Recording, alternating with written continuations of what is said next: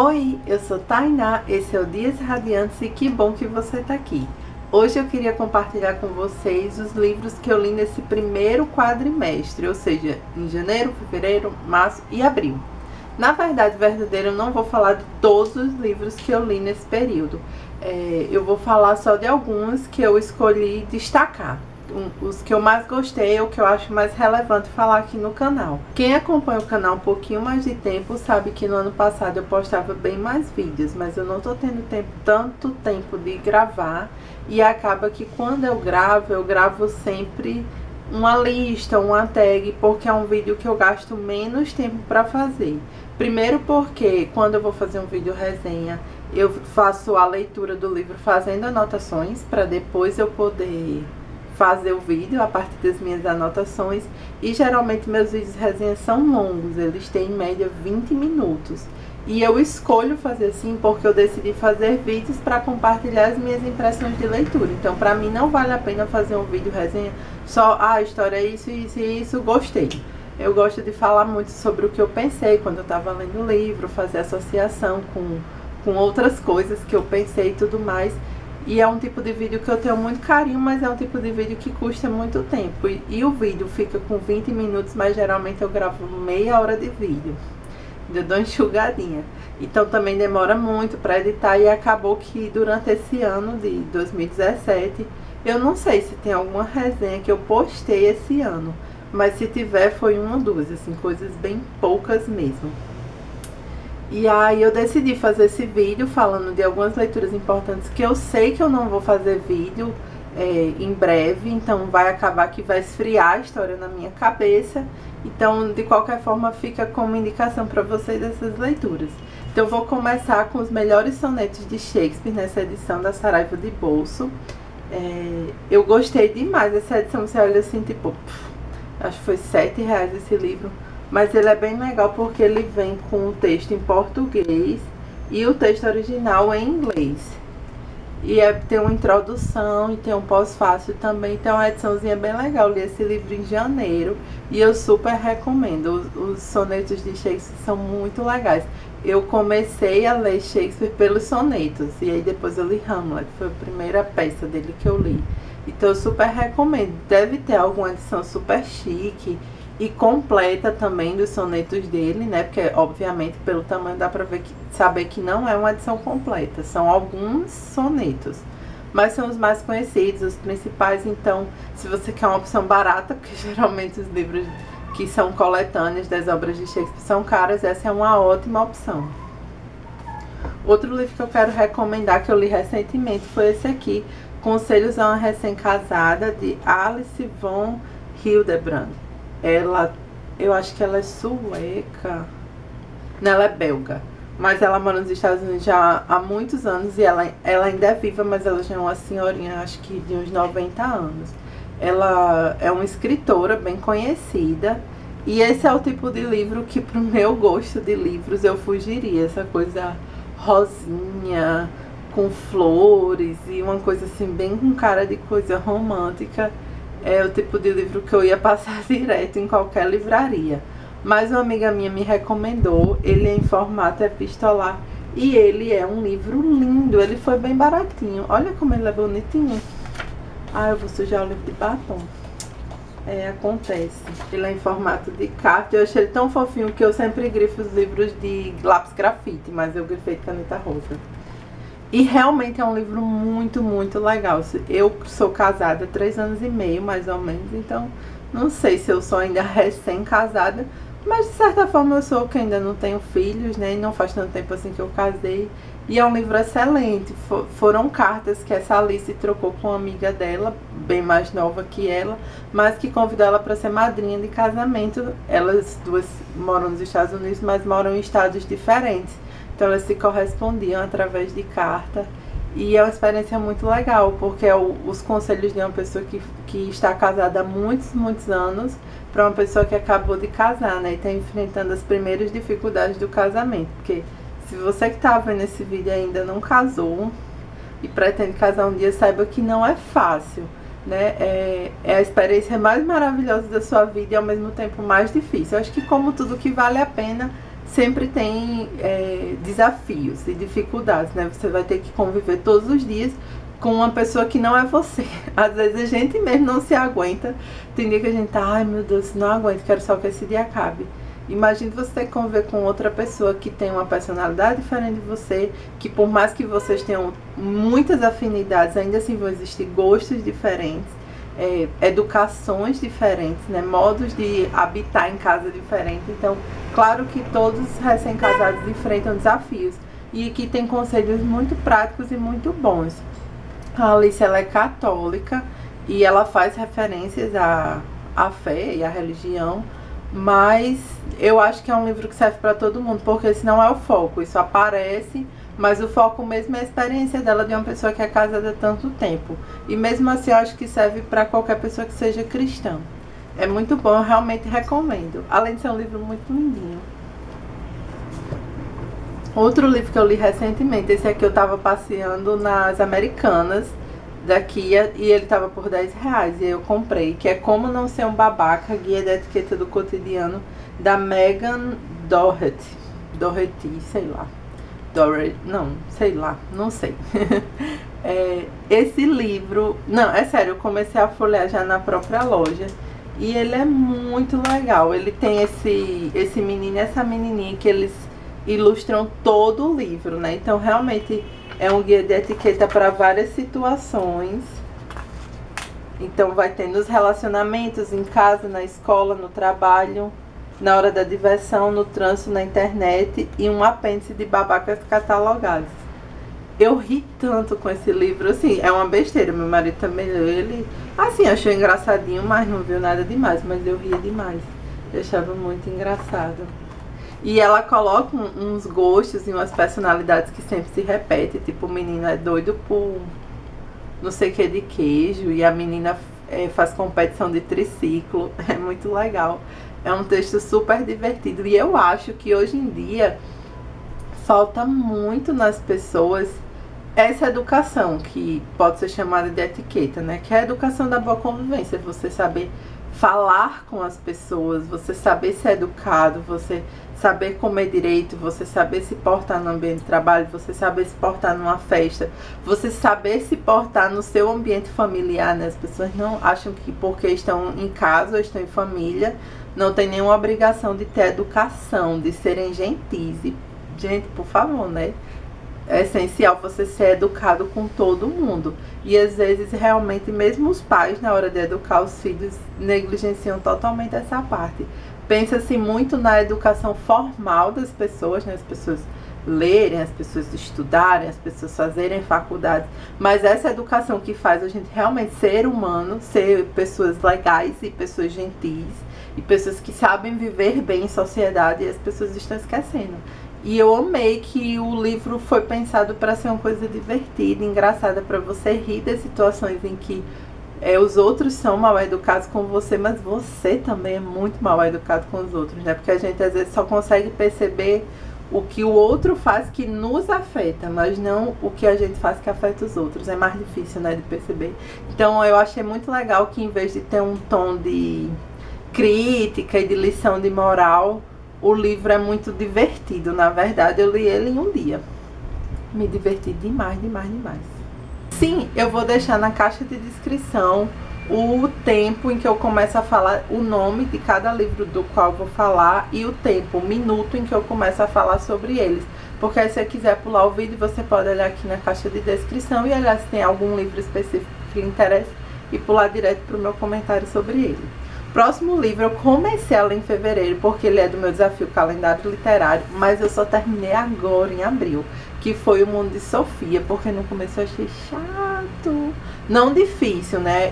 Realmente esse livro aqui é um livro de filosofia, né? Um livro didático de filosofia, um livro de filosofia para adolescentes, como você queira classificar, mas isso não é uma simples história. Realmente o autor, quando ele escreveu, ele queria fazer um livro de história da filosofia para adolescentes, mas ele escolheu fazer isso através de um texto mais literário. Então, ele coloca personagens, ele coloca no formato de literatura, mas assim, 80% do livro, da história, né, do começo até 80% da história, você vai ter páginas e mais páginas apresentando pensamentos filosóficos de grandes pensadores da história do pensamento.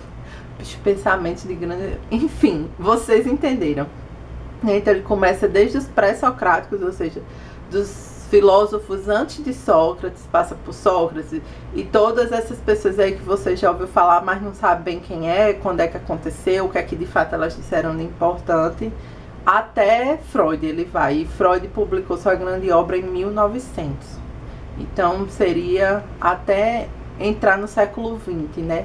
E aí para o século XX ele usa um termo geral de nos tempos atuais, e aí não foca em nenhum pensador, mas bota um panorama meio que do que estava acontecendo, porque afinal esse livro foi escrito no início dos anos 90, né? Então ainda não tinha terminado o século XX, e eu acho que foi uma escolha sábia, porque é meio difícil você julgar seu próprio tempo, né? Do que realmente é relevante e do que é mais um interesse e um gosto seu, não tão relevante assim. Então o livro ele é bem grossinho, mas eu achei cansativo porque assim, para não dizer tudo de filosofia que tinha aqui, mas assim, a grande maioria das coisas que tinha aqui de filosofia eu já sabia. E assim, é num nível de texto realmente para quem não sabe de nada, para quem sabe muito pouco, ou quem ainda é muito novo, e aprendendo. Então, para mim, que já li filosofia, que já leio isso já faz um tempo, ficou um pouco cansativo, um pouco até chato. E aí eu fui lendo bem devagar, assim, sem muito interesse, porque a história dos personagens, ela também anda muito devagar, porque sempre ela está intercalada entre o que está acontecendo com os personagens e as aulas de filosofia que a Sofia recebe, né, que é o Mundo Sofia. Ela tem um professor de filosofia e ele vai dando aulas para ela e você meio que assiste essas aulas junto com ela, sabe? Parece muito aqueles coisas assim, Telecurso 2000, você vai ver a história de Sofia e vai assistir aula junto com ela. Mas no finalzinho, né, nos últimos 20% da história, digamos assim, eu li super rápido, porque aí conclui-se o curso de filosofia e aí fica andando só a história dos personagens. Tem umas reviravoltas muito interessantes, a abordagem que o autor dá para como os personagens percebem a situação e o que está acontecendo e a desenrolar dos fatos. É bem interessante, fez eu mudar totalmente a opinião sobre o livro, porque eu diria que é um livro meio chato e, sei lá, daria de 5, eu daria 2 estrelas. Mas depois disso eu mudei minha percepção. O final realmente fez eu pensar nesse livro aqui como um livro 4 estrelas. E eu acho que vale super a pena se você é uma pessoa que não conhece muito de filosofia, independente da sua idade. E é uma ótima forma de começar, porque você vai ter um panorama de toda a história do pensamento, permeado por uma história de literatura. Então acaba sendo muito legal nesse sentido. Então fica aqui a recomendação.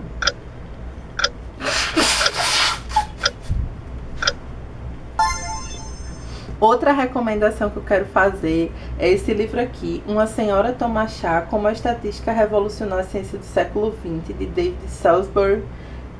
Esse livro é muito bom. Ele não é de literatura, ele é um livro de não ficção. Ele é sim um livro de estatística, mas ele é um livro de estatística pensado para pessoas que não são estatísticas, não são da área da matemática, nem nada assim. Para qualquer pessoa como eu e você.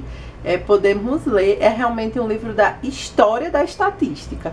Eu tô muito assim, um de história da filosofia, esse aqui da história de estatística, e o outro também tem a ver com esse tema, que é o último livro que eu vou indicar, mostro já pra vocês.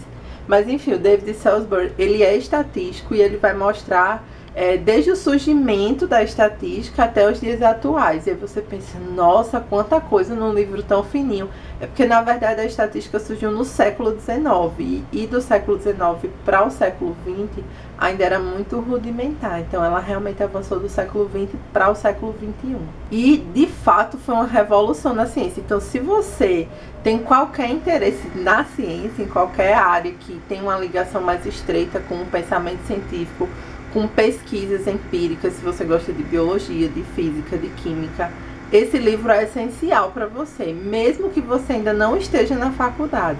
Porque, como eu disse, ele é um livro de história da estatística, né, dos grandes estatísticos, e como a estatística foi ganhando uma robustez e uma credibilidade na medida em que, hoje em dia, tudo que é considerado científico, tudo que é considerado fato, precisa ter uma robustez estatística. Ou seja, se você provar estatisticamente, matematicamente, a veracidade daquele resultado da sua pesquisa, seja ela de qual área for, se é da medicina, se é da farmacologia, whatever aí, você só consegue provar a validade do seu estudo usando modelos estatísticos. E não é só aquilo assim, ai, tantos por cento das pessoas que pegam tal vírus vão ter esses sintomas. Não é só essa coisa simples e rudimentar. Existem vários modelos estatísticos para demonstrar fatos, né? Fatos eu fiz até assim, mas é porque tem uma problematização que o autor faz muito legal no final do livro do que é um fato quando você está analisando um corpo imenso de dados, que é o que acontece na estatística. Gente, esse livro é muito, muito, muito legal. Foi um livro que um professor da faculdade tinha me indicado, e depois de uns anos eu encontrei o livro e comprei, mas aí eu não peguei para ler. E aí quando eu peguei para ler agora, eu fiz, poxa, eu devia ter lido na época que o professor indicou da faculdade, porque vale muito a pena, porque a gente que eu digo, as pessoas que fizeram o mesmo curso que eu, na faculdade que eu fiz, a gente paga uma disciplina chamada pesquisa quantitativa, que usa modelos, pesquisas em psicologia que usam modelos estatísticos. E valeria muito a pena eu ter lido na época, mas não li. Mas tudo bem que eu li agora. E para você já fica indicação, você pode ler até antes de entrar no curso. Por fim, o último livro que eu quero comentar com vocês que eu li foi esse aqui, Uma História da Ciência, de Michael Mosley e John Lynch, produzido pela BBC. Esse livro surgiu, a ideia do livro surgiu a partir de documentários da BBC, sei lá, a equipe que monta esses documentários, esses programas, tiveram a ideia de produzir esse livro e convidaram esses dois autores para fazer isso. Eu sei disso porque no agradecimento eles falam disso. E eu achei muito legal. Primeiro, já achei legal pelo título, porque é uma história da ciência, e não a história da ciência. Porque, de fato, se você vai pegar toda a história do conhecimento, né? O Mundo de Sofia apresenta a história dos grandes pensadores filosóficos, digamos assim. Mas uma história da ciência é de tudo. Então, pega desde Aristóteles lá, criando teorias com os humores, até, sei lá, descoberta do DNA. Então é uma gama muito grande de descobertas e estudos. Então não tem como você dizer que você fez um livro com a história da ciência. Ainda mais porque tem uma organização do mundo que é muito dividida entre o conhecimento ocidental e oriental. E se a gente levar em consideração que isso nem é tudo, porque as pessoas acham que estão dando uma visão muito global quando elas incluem pensadores orientais, mas tipo, tem outros continentes também, né? Tem outros povos que ainda são muito negligenciados. Então, acho que é legal você ter em mente de que você está focando em algumas pessoas, mas que isso não é o mundo todo do saber, né? Acaba sendo mais relevante realmente, mas ainda assim não é o único. Uma coisa bem legal desse livro é que a organização dele que me chamou a atenção e eu achei ótimo, porque realmente é muito extenso o conteúdo que ele poderia ter. Então eles dividiram em 6 grandes tópicos, que é o cosmos, a matéria, a vida, energia, corpo e mente.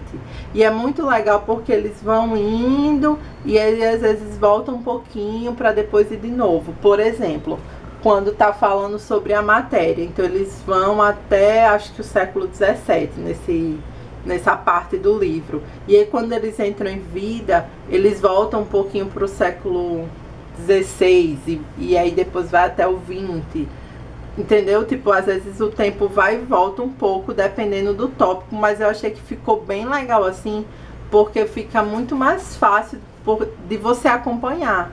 Porque se você pegar um ano e for falar de todas as descobertas que teve aquele ano, você não vai ter essa ideia de continuidade e não vai fixar tão bem os conteúdos e a sequência de descobertas importantes para aquela área.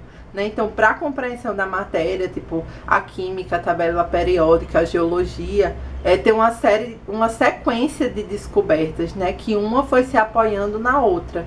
E aí você, de repente, quebra isso com informação sobre doença e biologia, porque aconteceu no mesmo ano, não fica tão legal. Então eu achei que foi uma organização muito boa. Sem contar que esse livro é daquele papel fotográfico e ele é muito, muito, muito ilustrado.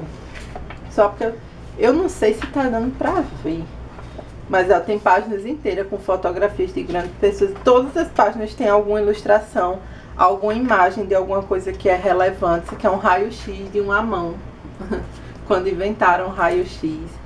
Então é muito legal, tem manuscritos, tem paisagens de lugares, experimentos e tudo mais, com quadrinhos, com informações extras.